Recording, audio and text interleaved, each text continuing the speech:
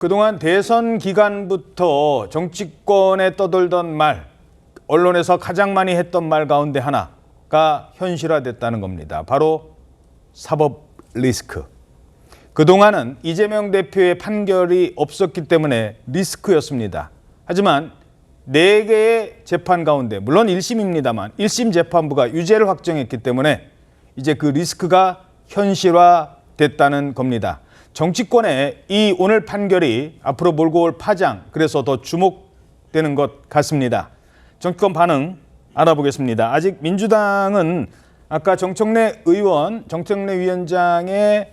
그 법사위원장의 이제 페이스북 반응이었고요. 공식 반응은 아직 나오고 있지 않습니다. 반면에 국민의힘에서는 한동훈 대표의 반응이 있었고, 조금 전에 추경호 원내대표가 이런 반응을 내놨습니다. 사법부의 결정에 경의를 표합니다. 대한민국의 정의가 살아있다는 것을 보여주었습니다. 공직선거법 재판은 1심 선고 후 3개월 이내에 2심 판결을 확정짓게 되어 있습니다. 1심 판결이 올해 지연되어 온 만큼 사법부는 조속히 재판을 매듭지어 줄 것을 당부드립니다. 아무리 거대 야당의 힘으로 방탄의 둑을 겹겹이 쌓아도 정의의 강물을 막을 수는 없습니다.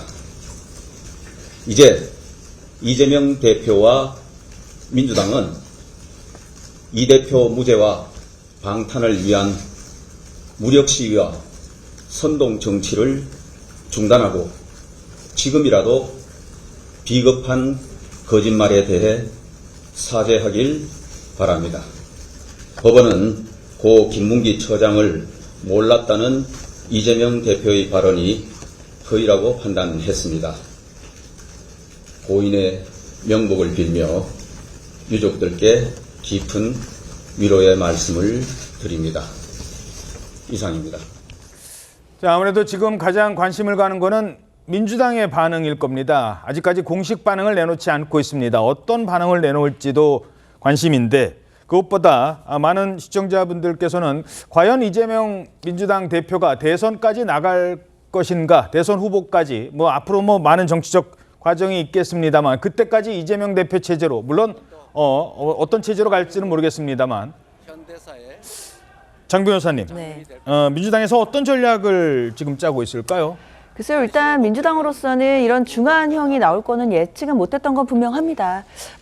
그렇지만 그동안도 항상 당 내부 전략적으로도 무죄를 예상하긴 했지만 혹시라도 유죄 판결이 나온다고 하더라도 이재명 대표의 리더십에는 흔들림이 없을 거다라는 분석들이 또 주도적이었던 것도 분명합니다. 왜냐하면 이재명 대표가 올해 4월 총선에 이재명 대표 중심으로 총선을 치렀고 그리고 압승을 했기 때문에 사실상 당 내부에서는 그 장악력이 어느 때보다도 커져 있는 상황입니다. 예. 그렇기 때문에 오늘 선고가 비록 중한형으로 1심에서 유죄가 나오기는 했지만 어디까지나 1심 선고일 뿐이고 이제 앞으로 항소의 과정도 분명히 남아 있는 것이기 때문에 이재명 대표의 어떤 리더십은 균열이 있거나 하지는 않을 것으로 보이긴 합니다. 그런데 문제는 일단 열흘 후에, 그러니까 11월 25일에 위증교사와 관련된 이재명 대표의 두 번째 1심 선고가 또 예정되어 있습니다. 예. 사실 그때도 이제 결과가 어떻게 나올지는 예측하기는 어렵겠지만 그 결과까지도 이제 보고 나서 1심 결과 이후에 민주당 내부에서는 또 이 당의 야당 대표의 이제 사법 리스크와 관련해서 어떤 전략을 세울 것인지 그런 부분에 대해서는 내부적으로 논의가 있지 않겠나라는 생각은 들고요.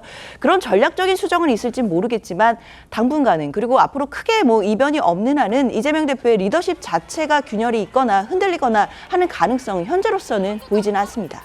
예.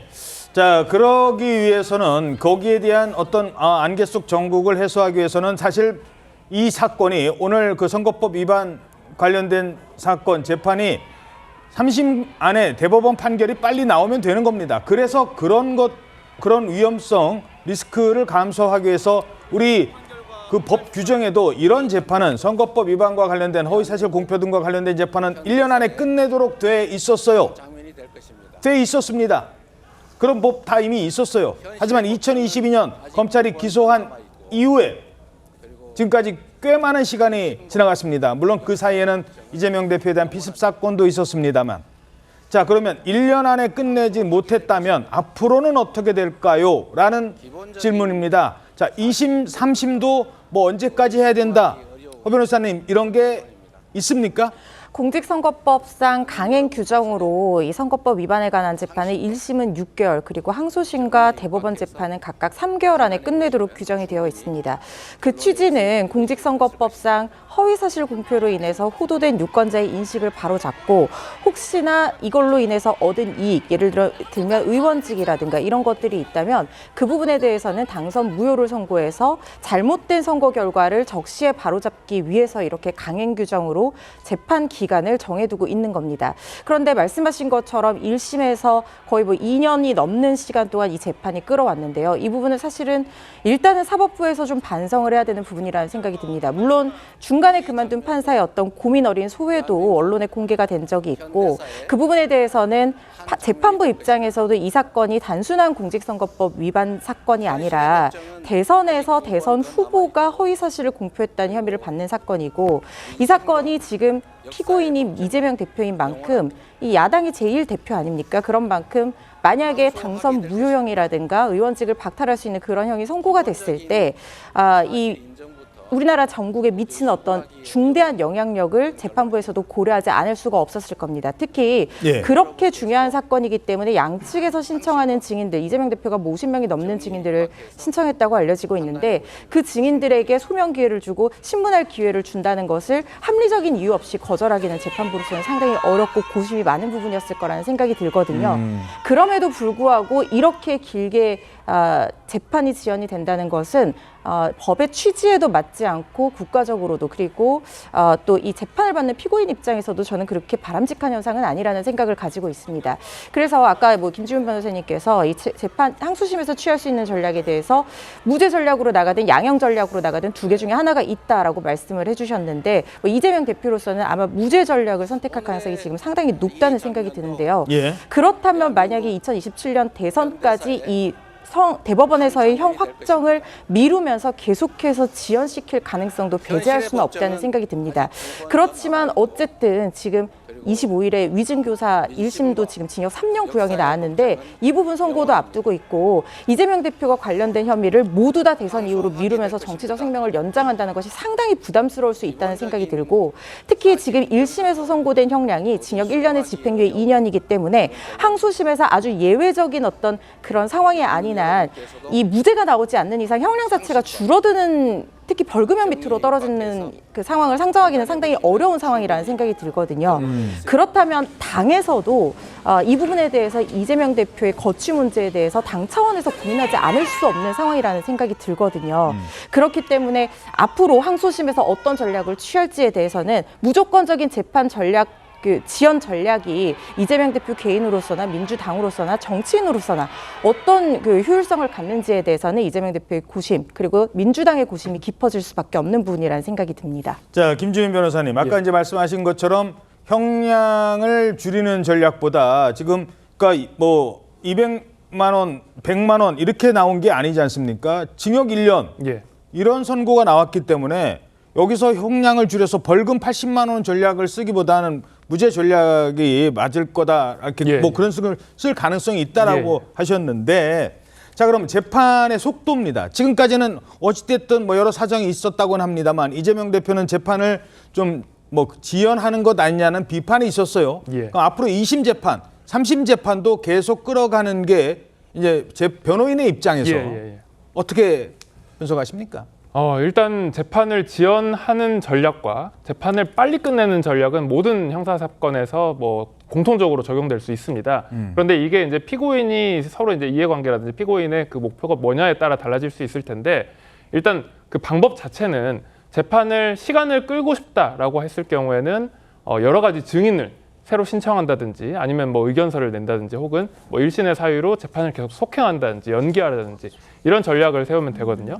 그런데 이제 항소심에서 할 수 있는 재판 지연 전략 중에는 1심에서 부르지 않았던 증인을 새롭게 신청한다든지 혹은 불렀던 증인이라도 다시 어떤 위법 사유가 있어서 혹은 더 추가로 확인해야 될 사항이 있어서 다시 이제 불러서 증인으로 신청하는 방법도 있습니다.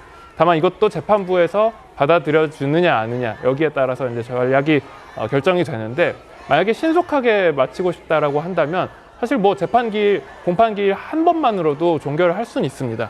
그럴 경우에는 바로 몇 개월 내에 종결이 될 텐데요. 예. 하지만 이런 이제 전략이 실질적으로 도움이 되지는 않을 거다라는 생각을 합니다. 왜냐하면 지금 1심에서 재판을 계속 그 수사 단계에서부터 지연을 했던 것은 어떤 이 리스크에 대한 불확정성을 안고 가려는 이유도 있을 거라고 보이는데 만약에 지금 다른 상황은 물론 이제 이 공직선거법 위반 여부는 대법원, 그러니까 3심까지 확정이 돼야 확실히 이제 그 피선거권 박탈이 되는 거거든요. 그런데 1심에서 일단 중간 결론이 나왔다는 것은 이 리스크를 안고 정치적 영향이 계속 있다는 거잖아요. 예. 근데 이게 만약에 이제 확정이 안 된 상태로 항소심에서 계속 시간을 끈다고 한들 이 이재명 대표가 이미 1심에서 중간 결론을 받은 상황이라는 공격을 피할 수는 없고 앞으로 뭐 3년씩 막 그렇게 끌 수는 없을 거 그렇죠. 아니겠습니까? 그리고 그런 상황에서 이제 만약에 그렇다면 빨리 그냥 판단을 받아버려서 항소심에서 무죄를 받아버리자 이렇게 전략을 세울 수도 있겠지만 예. 무죄가 나올지 안 나올지는 아무도 알 수가 없는 거기 때문에 예. 이걸 무조건적으로 재판을 지연해야 될지 혹은 신속하게 해서 이 리스크를 무죄를 차라리 받아서 탈출을 할지 여기에 대해서는 굉장히 고민이 깊어질 것으로 보입니다. 그렇긴 예. 한데 제가 한 말씀만 덧붙이자면 물론 뭐 이제 변호사님들이 다 나와 계시다 보니까 이제 뭐 변론 전략이라든지 앞으로 뭐 무죄 전략이라든지 뭐 이런 부분들을 많이 말씀 주셨는데 사실 지금 이 사건은 야당 대표 그리고 제1야당 대표에 대한 사건입니다. 그리고 이재명 대표는 물론 피고인의 신분도 가지고 있지만 정치인 이재명으로서의 또 신분도 분명히 존재하기 때문에요.